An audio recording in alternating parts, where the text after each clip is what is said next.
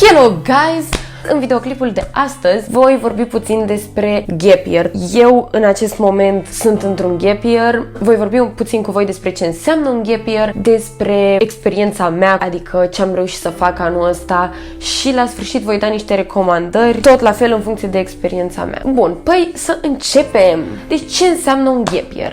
Mai pe scurt, un gap year este un an de pauză pe care îl iei în timpul studiilor tale și acesta poate să fie și după liceu, înainte să începi facultatea sau în timpul facultății, după ce ai terminat primul an sau al doilea an, să îți iei acest an liber. Și rolurile pe care le are acest gap year sunt extrem de diverse. Adică poate să fie cu scopul de a călători, cu scopul de a lucra și de a învăța să câștigi primii tăi bani, cu scopul de a te reconecta la tine, de a te regăsi, să îți dai seama ce îți dorești atât pe plan personal cât și pe plan profesional. Unul dintre cele mai importante roluri al acestui gap year este să te relaxezi, să iei o pauză, să te odihnești și să poți intra cu forțe noi în anul următor, ori de studii, ori dacă alegi să nu mai continui studiile, să vii cu o energie nouă în tot ceea ce îți propui tu să faci.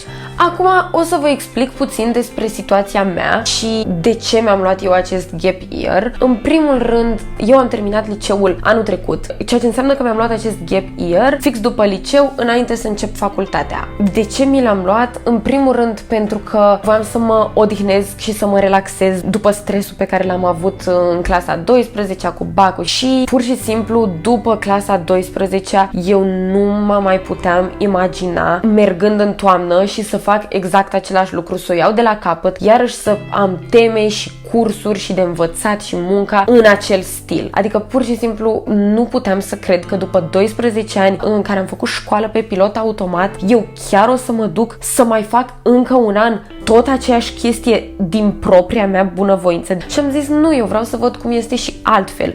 Adică n-am plecat cu ideea că nu vreau facultate, că la nivelul ăsta vreau să rămân, ci pur și simplu voiam să fac o alegere diferită, voiam să văd și un alt mod de a trăi, pentru că eu pur și simplu nu mi-aduceam aminte cum era viața fără școală, fără acest program. Și de asta am decis să-mi iau un gap year. Acum, poate mulți dintre voi vă întrebați cum au reacționat părinții, adică asta este o întrebare destul de comună. Părinții mei au fost foarte suportivi, adică normal că și-au dorit să merg la facultate, însă n-am primit amenințări de genul dacă nu te duci la facultate, te dăm afară din casă. M-au lăsat să experimentez și să iau eu această decizie pe cont propriu, având în vedere că ei au luat decizii pentru mine atâția ani. Acum vreau să vă povestesc puțin despre cum a decurs acest gap year pentru mine. Deci, practic, la sfârșitul lui iunie 2021 eu am dat bacul, iar după aceea pot să zic că a început gap year-ul meu. Ca să fie așa puțin mai structurat, o să mă iau după anumite criterii, iar primul criteriu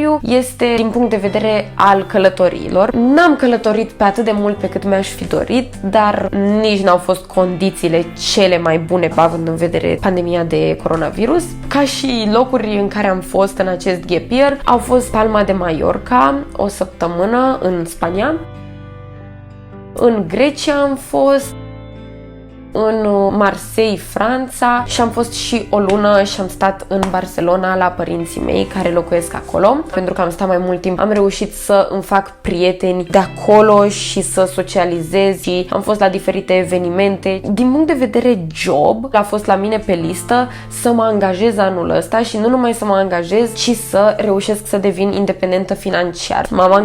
M-am angajat la sfârșitul lunii februarie la un loc de joacă și încă lucrez acolo, bineînțeles încă nu sunt independentă financiar, nu am primit nici măcar primul meu salariu ca lumea, însă eu cred că o să reușesc până la sfârșitul anului să-mi ating acest scop. Și foarte, foarte, foarte important pentru mine ce am reușit să fac anul ăsta este că m-am apucat de YouTube și că fac aceste videoclipuri și creez conținut online, chestie pe care mi-o doream de foarte, foarte mult timp și mă bucur că am reușit să o pun în aplicare acum cu ajutorul acestui gap year și a timpului liber pe care îl am mai nou. Un alt aspect care s-a îmbunătățit considerabil în acest an este mental health-ul meu, adică am făcut mari progrese pe plan psihic și simt că sunt mai fericită, mai motivată, mai productivă, am un program mai sănătos și de somn și de masă. Mi se pare că sunt mult mai odihnită, mai relaxată. Deci eu nu sunt o persoană care sunt foarte stresată de obicei, dar tot am văzut o diferență foarte, foarte mare. Iar această stare de bine psihică mi se pare că îmi dă energie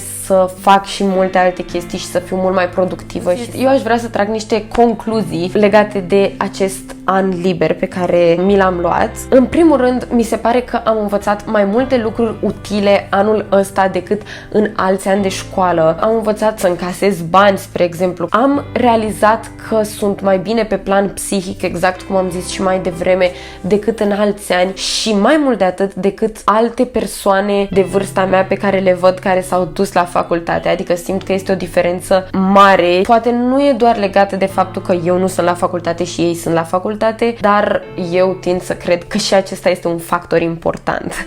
A treia chestie este că mi-am găsit o nouă pasiune și anume YouTube-ul, că fac cu drag aceste videoclipuri. Altă chestie foarte importantă pentru mine, pe care am experimentat-o anul ăsta, este că simt că am o libertate mult mai mare decât aveam în anii trecuți. Simt că am atâtea posibilități, simt că sunt foarte excited de ce va urma și că vreau să fac atâtea chestii și vreau să gust efectiv toate aromele vieții. Mi se pare că sunt mult mai productivă și am mult mai multă energie decât în alți ani. Ultima realizare pe care am avut-o anul ăsta și s-ar putea să dezamăgesc anumite persoane care s-au uitat la videoclipul acesta este că mi-am dat seama că nu vreau să merg la facultate nici anul viitor, deoarece simt că evoluez foarte mult, simt că am evoluat foarte mult în anul acesta și nu simt că o facultate în acest moment, mai ales că nici nu știu ce facultate vreau să fac, este calea pe care eu trebuie să o apuc. O să lucrez, o să fac YouTube, o să am grijă de mine, poate mai încep și alte chestii noi, să mai fac story time-uri cu toată aventura mea și cu absolut orice lucru care mi se întâmplă și mi se pare că este demn de povestit aici. Acum am niște recomandări pentru